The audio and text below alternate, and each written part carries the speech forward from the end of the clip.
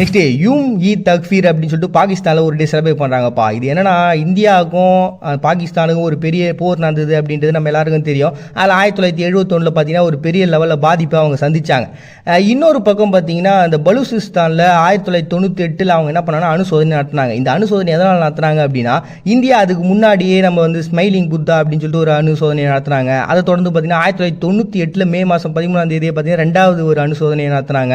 இப்படி போயிட்டே இருக்கு. இதை பார்த்துட்டு இருந்தவங்க நம்ம இப்படி சும்மா அந்த வேலைக்கு ஆகாதே, நம்ம தோத்துறோன்றதுக்காக நம்மளுடைய வலிமையை காட்டாமல் இருக்க முடியுமா, நம்மளும் வந்து அணுசோதனை நடத்தலாம்டா அப்படின்னு சொல்லிட்டு 1998 அதாவது நம்ம 2வது அணுசோதனை நடத்தின அந்த சமயத்தில் இவங்க என்ன பண்ணாங்கன்னா இவங்க ஒரு அணுசோதனையை நடத்தினாங்க. அதை நினைவு கூர்ந்து நாங்களும் வந்து கெத்து தாண்டா அப்படின்னு சொல்லிட்டு அணுசோதனையில் ஒரு பெரிய வெற்றியை காமிச்சதுனால தான் பார்த்தீங்கன்னா தக்ஃபீர் அப்படின்னு சொல்லிட்டு ஒரு டே வந்து அனுசரிக்கிறாங்க. இந்த பேருக்கு என்ன அர்த்தம் அப்படின்னு பார்த்தீங்கன்னா அல்லாவின் மகத்துவமான நாள் அப்படின்னு சொல்லிட்டு உலகம் முழுக்கக்கூடிய இஸ்லாமியர்களுக்காகவும் அட் த சேம் டைம் நம்ம பலமாக வாய்ந்தவர்கள் தான்